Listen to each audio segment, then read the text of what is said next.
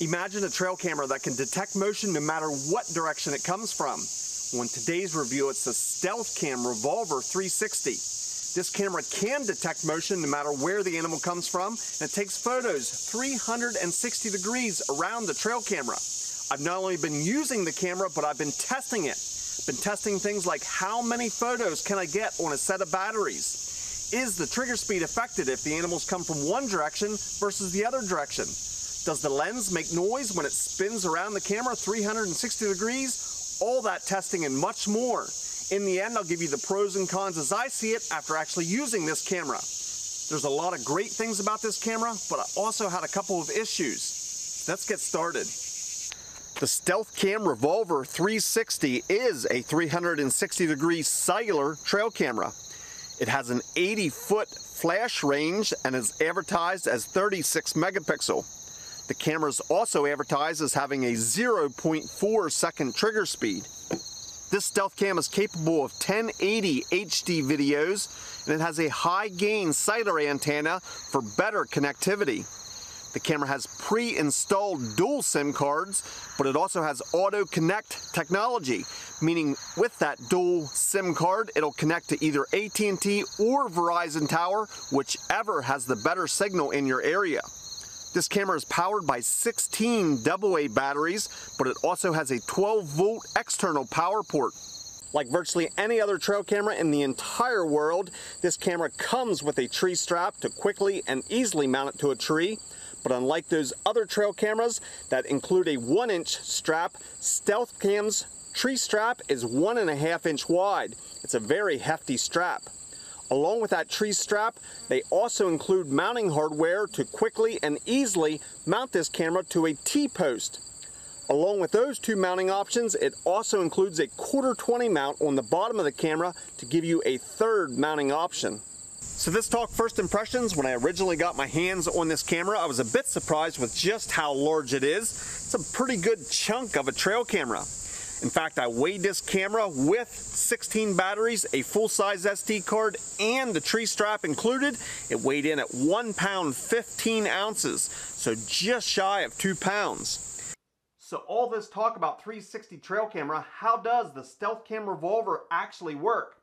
Well, this trail camera has one camera lens, like many other trail cameras. The difference is that one lens is on a motor and it spins around in a circle. On top of the trail camera, there are 6 PIR sensors creating 6 different zones. Now, this camera can be operated in 3 different modes. The PIR 1 photo or 1 video mode, the 180 panoramic mode, which takes 3 photos, or the 360 mode, which takes 6 photos. In that 360 mode, if any one of the PIR sensors on top of the camera detect motion in any direction, the camera automatically takes 6 photos, and that covers 360 degrees around this camera. They're all uploaded to the app, and the app seamlessly joins those 6 photos. This gives you the ability to see 360 degrees around this camera. Through the app, it also highlights the zone in which the activity was detected. Now, in the 180 panoramic mode, this camera takes 3 photos. All 6 PIR sensors can still detect activity, but whichever zone detects activity, the camera will take a photo in that zone, and then also in a zone to the left and in a zone to the right of the active zone. In other words, you get 3 photos sent to the app, one in the zone that detected the activity, and then one on either side of that zone. This gives you a 3-photo panoramic view of any activity. The last mode that's available is the single photo or video mode. In this option, all 6 PIR sensors again can detect activity, but the camera is only going to spin to the zone that detected the activity and either take a photo or take a video. Now, with any of the modes I just talked about, you have the choice to deactivate some of these PIR sensors. Let's say you're placing this next to a road or close to a road where there's going to be a lot of movement. You can deactivate certain zones of those 6 zones from the PIR sensors. This will allow you to customize the camera and to have it specifically tailored for the mounting location that you choose. So in my opinion, this camera is ideal for food plots. Imagine placing this camera right out in the middle of your food plot. You can pound in a T-post and use the included hardware that came with this camera. You can mount it so that this camera is just above the T-post. That gives you a clear 360-degree view of your food plot. Not only will you see exactly where the animals are entering into the food plot, you'll also get photos of the entire food plot in case there's deer in multiple directions. Take a look at these sample photos and videos I've received from the trail camera.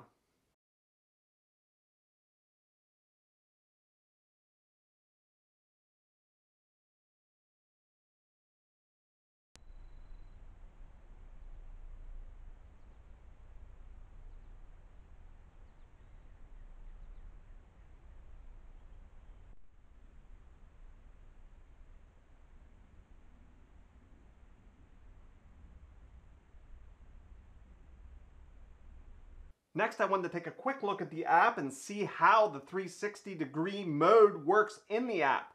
When you pull up the app, you can see a gallery of the photos that it has taken. And when you have the camera in 360-degree mode, your gallery actually cycles through the 6 pictures that were taken on each triggering. Now you can open up one of the views, see exactly which zone triggered the trail camera. It has a little icon down there underneath the to zone. But you can just click on that box and actually pan left and right through the 6 photos. This gives you a 360-degree view of exactly what the trail camera was seeing. From this particular location, you can see Zone 5 was actually where the camera was mounted to a tree or a post. Now, I could have deactivated the PIR sensor directly in Zone 5 that was against the post, but the camera in 360 mode is still going to take 6 photos no matter if you deactivate the PIR sensor or not. We can go back out here and let's pick a daylight photo. So you can see it was very active that night. We'll keep scrolling down until we find some daylight activity. Here's an example of what it looks like in the daytime. Again, Zone 2 was the reason that the camera is triggered. But you can simply click on the box and scroll through the 6 photos and you get a little different view in the daytime. As I already mentioned, you can choose which zones are active. If you bring this up, it shows that the camera is facing away. Straight away from the camera is Zone 2, but you can control the 6 zones and which ones you want them to be active. Again, remember, you're simply turning off the ability to detect motion in that zone. So in other words, in 360 mode, the camera will take 6 photos. There's no way to have that camera only take 5 photos in 360 mode, if that makes sense. I was a little confused about this because when I mounted the camera up against a tree or a post, I thought, well, I'll just have it not take a photo right there against the post or the tree. I'll just have it take 5 out of the 6 photos. You cannot do that. You can deactivate the zones through the app, but you cannot tell the camera to only take 5 of the 6 photos when it's in the 360 mode. Now again, remember you have that 180 mode, which takes 3 photos, or that single zone mode also available to you. So next I wanted to talk about some of the observations I made through my testing with this camera. First, let's talk battery life. I put in 16 lithium batteries into this camera. Ouch. With those 16 batteries, I got approximately 24 videos. I wanted to get some sample videos to include in this review, but primarily I operated this camera on 360 mode. I got over 6,300 photos. So with 16 lithium batteries, I got about 24 videos and over 6,300 photos. Now that doesn't sound terrible, but keep in mind, this is a sighter trail camera, so right off the bat, a sighter trail camera uses more batteries than a standard trail camera. But this sighter trail camera also has that motor that spins the lens around. That obviously consumes power as well, where most cameras have a stationary lens. Now keep in mind, your results may vary. It's going to depend on your nighttime versus your daytime photos. Of course, your nighttime photos and videos are going to consume more power. It also depends on your sighter settings. If you have it set on instant mode versus a delayed send for your photos to go to your app, all of that can affect your battery life. Other observations I made with this camera, the lens always starts in zone 1. In other words, in standby, the lens is pointed in zone 1. Let's say the activity happens in zone 6. That lens is going to have to spin around from zone 1 all the way back to zone 6. Now this is the worst case scenario, and it does add a bit of a lag time between the time that the camera is triggered and the time it takes the photo in that zone 6 in my example. So again, whenever it's done taking photos, even if you have it in 360 mode, where it goes around and takes 6 photos in 6 different positions, when it's done, that lens spins around and stops at zone 1 for its standby mode. Now this delay isn't dramatic. In fact, I drove my golf cart in front of the camera. I've walked in front of the camera. I tried in different positions. The camera can capture you. It does a good job of spinning that lens quickly, but just keep in mind that it always starts in zone 1. If you have the option to position your camera in a way that you think the animals are going to come, position it so that zone 1 is pointed in that direction. Although it may not be the end of the world when they come at zone 6, it will add a bit of a delay. And if the animals are moving quickly and you have it on a single photo PIR mode, that can cause a little bit of an issue. Now it's time for my final thoughts. I'll give you the pros and cons as I see it after actually using this camera. I'm going to start off with the negatives, things that I had issues with or things that I think could be improved. Number one issue that I had, and maybe it's not an issue for you, the price of the unlimited plan for this camera is $20 per month. Now they do have much cheaper plans. In fact, they have a plan as cheap as $5 per month. But if you operate this camera on the 6 photo 360 degree mode, you are going to chew through your photos.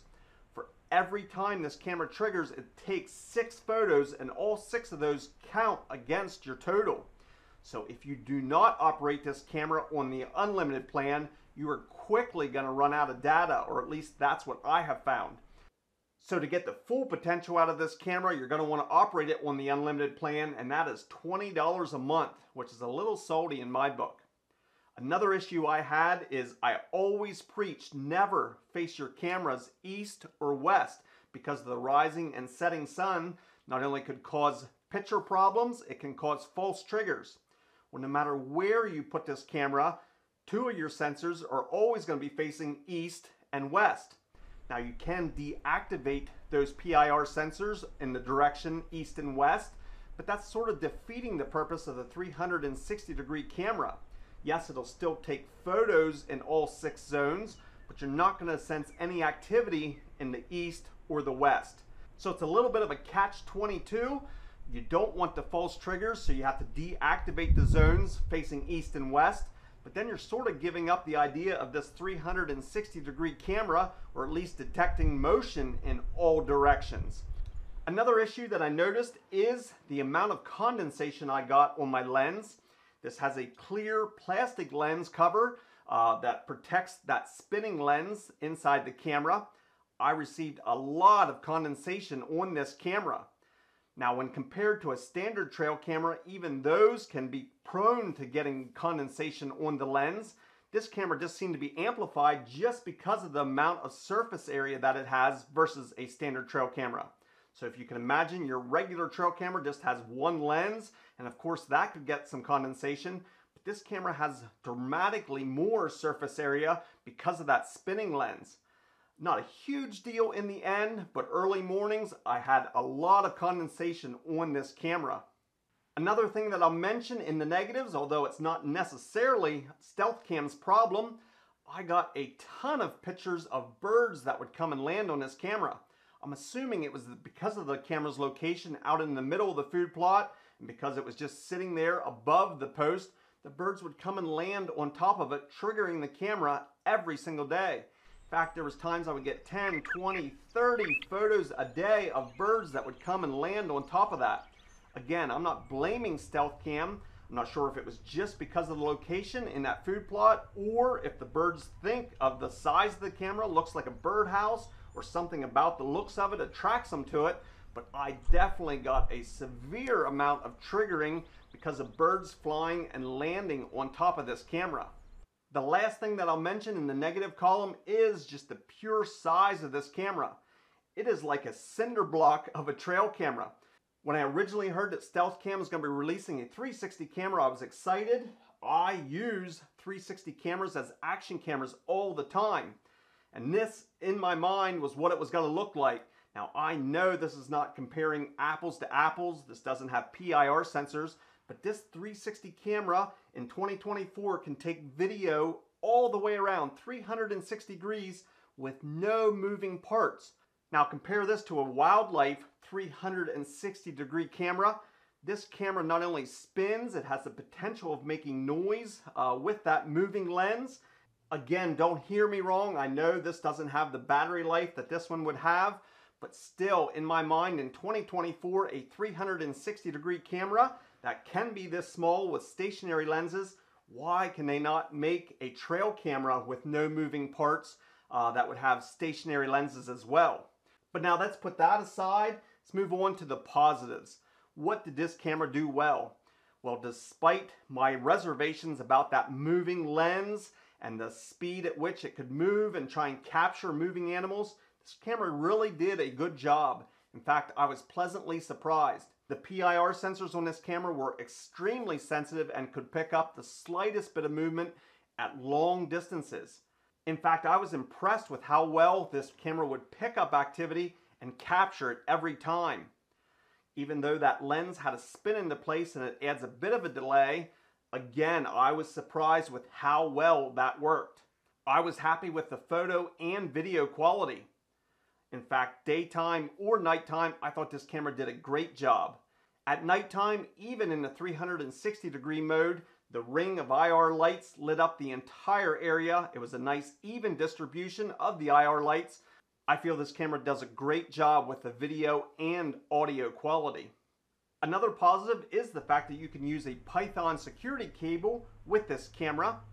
I also like the app and how it integrated that 360 degree mode into the app. It's the same standard app that all StealthCam cameras operate on. So if you have other models of StealthCam, this camera operates on that exact same app. It was easy to navigate, and again, you could scroll through all 6 photos when you're on that 360 degree mode. So overall, I was pleasantly surprised. I definitely went into it with bated breath, had a bit of skepticism about that spinning lens and whether that would spook wildlife. Don't get me wrong, it does have the potential to spook wildlife. It is a moving part, but I highly suggest placing this over a food plot, or in my case, the water hole. That definitely takes the attention off the camera when the wildlife are focusing on something else, but it does possibly have the potential to spook game. Another thing I was surprised about is the amount of noise that lens makes spinning.